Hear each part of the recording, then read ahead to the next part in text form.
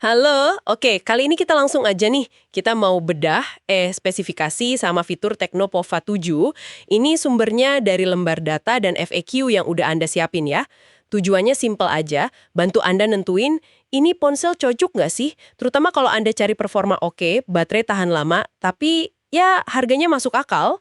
Dua hal yang langsung kelihatan banget dari sumber ini, baterainya itu loh, 7.000 mAh. Gede banget. Sama layarnya, udah 120 Hz. Betul, betul. Kalau dilihat dari speknya, ini kayaknya memang buat Anda yang budgetnya mungkin nggak terlalu tinggi, tapi pengennya baterai awet, pol, sama ya gaming sesekali masih enak lah. Info dari sumber Anda nih, rilisnya 25 Juni 2025. Di Indonesia ya? Harganya kisaran 1,9 jutaan buat yang 8128 GB, terus yang varian 8256 GB mungkin sekitar 2,2 jutaan gitu. Oke, mari kita kupas satu-satu. Yang paling bikin penasaran dulu deh, baterai 7.000 mAh itu kan, wah luar biasa ya. Apalagi ada fast charging 45W. Buat Anda yang sering bete baterai habis pas lagi seru-serunya, wah ini bisa jadi jawaban banget nih. Terus layarnya 120 Hz. Ini pasti bikin scrolling, main game rasanya mulus banget ya. Iya, 7.000 mAh itu, wah, secara penggunaan nyata ya, bisa banget 2, mungkin malah 3 hari kalau pakainya biasa aja. Itu nilai plus gede banget. Layarnya sendiri, tipenya IPS LCD, ukurannya 6,78 inci, udah Full HD+, resolusinya 1080 kali 2460 pixel. Nah, refresh rate 120 Hz-nya itu nggak cuma buat sosmed jadi licin, tapi ya game yang dukung frame rate tinggi jadi lebih enak dilihat, responsif gitu. Oh ya, sumber juga nyebut ada Dynamic Port 2.0. Itu kayak notifikasi interaktif gitu di dekat kamera depan. Mirip-mirip Dynamic Island lah, bisa nampilin info ngecas, musik, gitu-gitu. Sama perlu dicatat juga ada rating IP64 jadi tahan debu sama percikan air. Tapi jangan dibawa nyemplung ya. Oke, jadi baterai sama layar ini jelas jagoannya ya. Nah sekarang kita geser ke dapur pacunya. Performanya gimana? Sumbernya bilang pakai chipset MediaTek Helio G100 Ultimate, skor Antutu V10 katanya sekitar 430 ribuan. Dan disebut cocok buat game kayak Mobile Legends atau PUBG Mobile. G100 Ultimate ini, kedengerannya baru ya. Beneran beda jauh sama G99 atau cuma nama aja nih? Yang realistisnya, buat main game bisa didapat apa nih kita? Prosesornya octa-core, ada 2 inti Cortex A76 buat performa, 6 inti Cortex A55 buat efisiensi, GPU-nya Mali G57 MC2.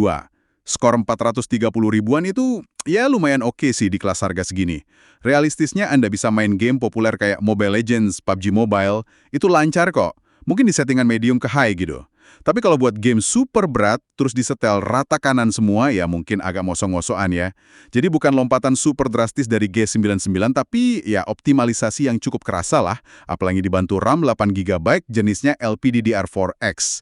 Ini lebih kenceng dari LPDDR4 biasa, jadi buat buka banyak aplikasi, pindah-pindah harusnya lebih gesit.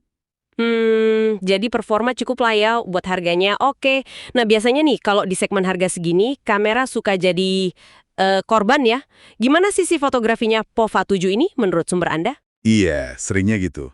Sumbernya nyatet kamera utama 108 megapiksel. Terus ada lensa makro 2 megapiksel di belakang. Kamera depannya 8 megapiksel. Nah, sensor 108 MP di harga segini, ini kemungkinan besar sih pakai teknologi pixel binning.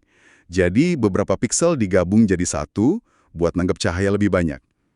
Hasil fotonya mungkin bisa lebih terang kalau kondisi kurang cahaya. Tapi ya jangan dibandingin sama detail tajamnya sensor 108 MP di HP flagship pas cahaya bagus ya. Fokusnya lebih ke fungsionalitas aja. Makro 2 MP ya gitu-gitu aja sih, standar. Yang menurut saya lumayan menarik justru kemampuan rekam videonya. Bisa sampai 2K 30 fps. Dan ini berlaku buat kamera belakang sama kamera depan. Itu nilai tambah yang cukup oke loh di harga 2 jutaan. Wah, 2K depan belakang ya. Oke. Terus fitur-fitur pendukung lain gimana? Konektivitas gitu-gitu?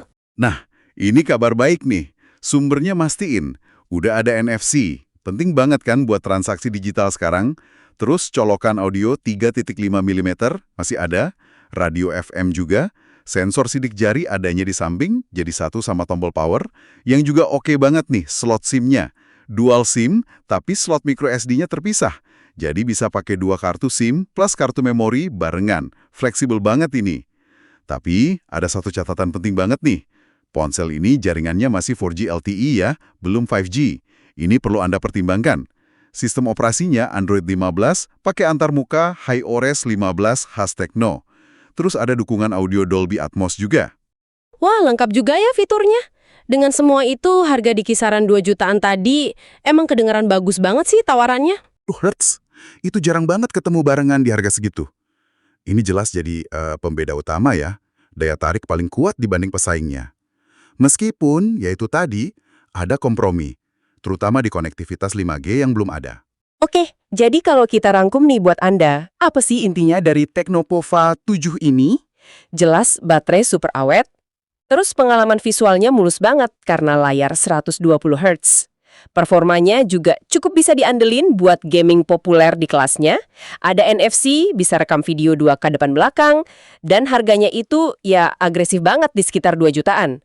Tapi ya itu, kekurangannya yang paling kelihatan belum 5G. Nah, ini nih yang bawa kita ke pertanyaan penting buat Anda renungkan. Dengan daya tarik utama di baterai badak dan layar 120 Hz di harga segini, seberapa penting sih buat Anda pengalaman pakai sehari-hari yang super awet dan mulus itu? Dibandingin sama mungkin punya konektivitas 5G yang ditawarin HP lain. HP lain itu mungkin harganya sedikit di atasnya, atau yang ngorbanin kapasitas baterai atau refresh rate layar. Ujung-ujungnya balik lagi ke prioritas dan kebutuhan Anda masing-masing sih.